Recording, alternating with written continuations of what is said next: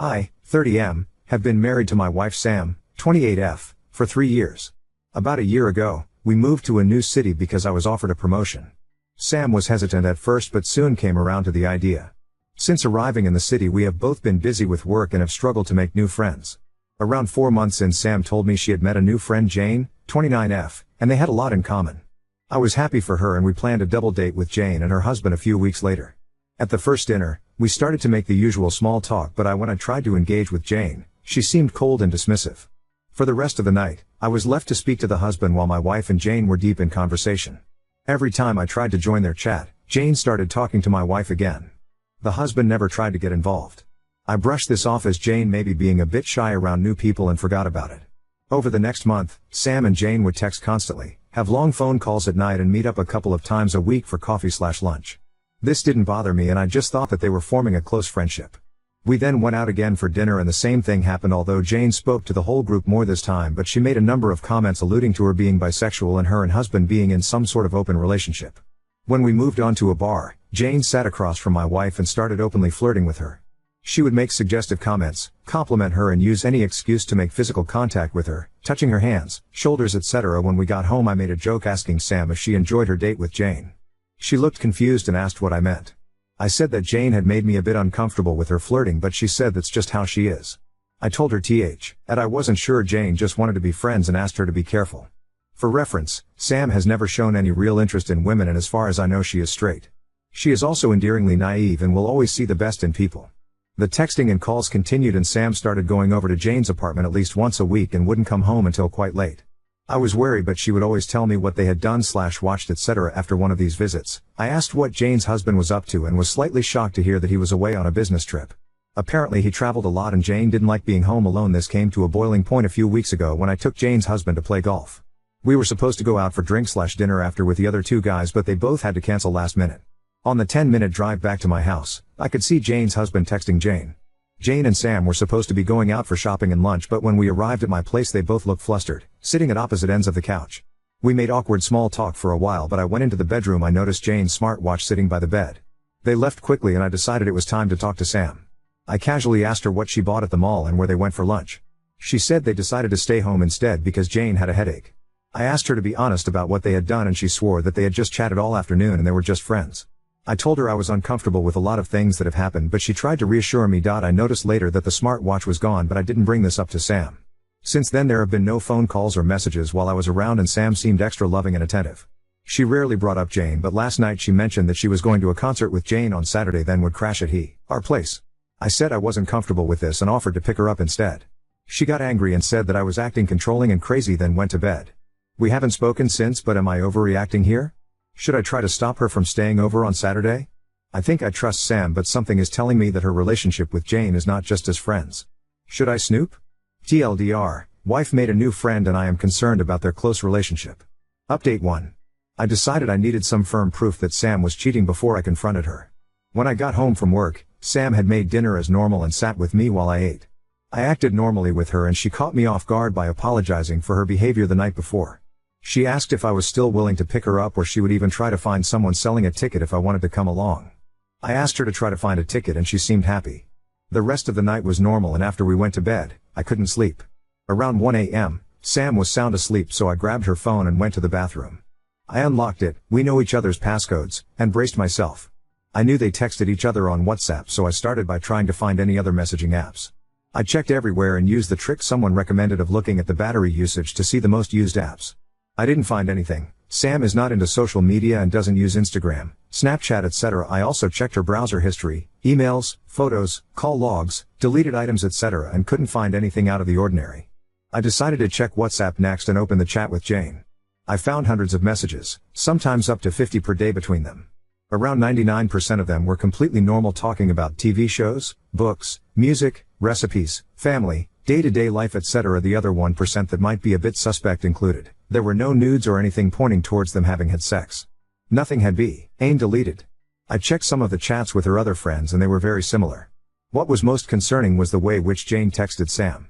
She would always initiate the conversation and follow up 3 to 4 times until Sam responded. She would then start calling if she didn't respond. There were also a few messages where Jane's tone changed when Sam wouldn't reply. She would become less friendly and cold. Also, when Jane asked Sam to do something together, there was always a subtle guilt trip added, like she didn't want to go alone because of social anxiety. She was scared being home by herself, etc. The messages/calls slowed down in the last few weeks because they were both complaining about being busy and Jane had been out of town. Even though I didn't find the smoking gun I was looking for, it's clear that Jane and her weird husband are bad news for our marriage. We will be having a come to Jesus conversation tonight where I will get the truth because Sam is a terrible liar. If nothing more has happened, I will make it clear that divorce is still on the table if these creeps are not permanently and immediately removed from our lives. TLDR, decided to snoop on my wife's phone. Didn't find the smoking gun, but something is clearly not right. Update 2. First of all, my original post was not intended to cover all of the things that led to me being suspicious of Sam's relationship with Jane. There were a number of other factors, for example Sam prioritizing communicating and spending time with Jane over me, Sam not talking about Jane like she did with her other friends, etc. We did talk about most of this at the time because, believe it or not, we do have good and regular communication. Now on to the update. Sam came home on Friday and we sat down to talk after dinner. This was not a big showdown but just a normal conversation that lasted many hours. Here is a summary. 1. Sam originally loved spending time with Jane, but it became too intense and weird for her a few months ago. She feels Jane is too needy and controlling but didn't want to lose her only close friend in this city. 2. Sam knows that Jane has a crush on her but made it clear that she was happily married and straight. She should have told me about this but knew that I wouldn't be okay with it. 3. Nothing physical happened between them. Jane tried to initiate physical contact in a playful way and made suggestive comments about Sam, her body, etc. Sam shut this down. 4. Sam told me that she wanted to cut down contact with Jane and focus more on our relationship and spending time with a new friend she has made. As for my concerns, here is Sam's explanation. Jane's attitude towards me. Apparently she doesn't like most men and treats her husband terribly. The flustered/awkward situation when I came home from golf. Jane was showing Sam some spicy scenes from a new TV show. They didn't realize we were coming back early and switched the TV off as we came through the door. The watch. Jane was going to borrow a dress for a wedding and went into our bedroom to try some on. Sam assumed she took it off and when she saw it, she put it in her bag to give it back to her later. Sam's reaction when I asked her not to crash at Jane's apartment. Apparently Jane had planned a girls' night after and Sam thought she would get angry if she cancelled. I also told Sam that I snooped on her phone. She was initially angry but understood why I did it and forgave me. We both apologized to each other and went to bed. I managed to get a ticket for the concert and went with Sam and Jane last night. Jane made some thinly veiled comments/jokes about me being their chaperone, etc. but I laughed it off. We met another couple there and I ended up hanging out with the other husband while the ladies danced, etc. Story 2. Friend intentionally spiked my drink at her bachelorette party, revealing her true feelings about my sobriety, and now she's mad that I left. I have been sober for 1 year, after abusing drugs and alcohol for 6 years. Getting sober has truly changed my life. I rarely talk about my sobriety to others since I don't want to be annoying and because it is no one's business. The only time I talk about it is when it is relevant. My friend is getting married in September, and I'm a bridesmaid. This weekend she had her bachelorette party. It was a bachelorette party weekend. She had gotten an Airbnb for us. I was also the only one with a driver's license and car, relevant. She knew me while I was a drunk, she saw me recover and has, or I thought, never judged me, only supported me. I don't mind if people around me drink or do drugs, it is their life, their choice. I didn't know anyone at her party, but I still had fun on the first day. While everyone was getting drunk on Friday, I was just drinking my Coca-Cola. We were dancing, listening to music and playing a drinking game. It was while we were playing the game that people tried to give me shots and asking why I wasn't drinking. I just told them that I didn't feel like drinking tonight, and blamed it on that I had a long traveling day. The next day, during brunch people were drinking mimosas. I was just drinking orange juice and again I was asked why I am not drinking. I knew I would get asked this, and I had talked to my friend before this weekend. I decided this would be the perfect time to mention that I am sober and I don't drink. Some people ask me why. I didn't want to go into the details of it, since I didn't want to ruin the mood, so I said it is because of health reasons. Later that evening, I was drinking some soda and went to go to the bathroom. When I came back, I took a sip of my drink and they had put vodka in my soda. I spit it back out, and asked who put vodka in my drink. I was upset about this, but I wasn't crying or causing a scene. I just thought maybe someone didn't know that this was my drink. One of my friend's friends said that she did and it was an accident. I didn't get mad, because accidents happen. However, there was a little voice in my head telling me it was intentional. I shortly went outside to smoke a cigarette and to call my BF. I had walked behind the house, and my friend and 2 others came outside to also smoke. I guess they didn't see me, since they talked about what had happened. My friend said she thought it was lame that I came, and that she misses the old drunk me. That she hoped this spike would make me relapse. I was listening in shock. I thought I knew this girl. For fuck's sake, I am one of her bridesmaids. I have known her for 8 years. I walked to the front of the house, looked at them and went inside. They all looked shocked since they didn't know I was listening. I packed my things and drove off. I didn't say a single thing to them before I left, but they saw me leave. I decided not to block her on social media so that she can have a chance to explain herself and say sorry. Instead I got a long message saying how selfish I was, making the whole weekend about me and that I am an asshole for abandoning them, since I was the one that drove everyone there.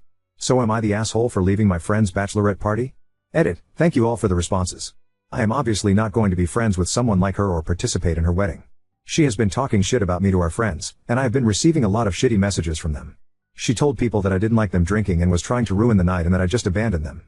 Keep in mind, they could very easily get from that place with public transport or taxi. Me driving them was me being nice to them. I have debated about messaging her fiancé and tell him some stuff about her.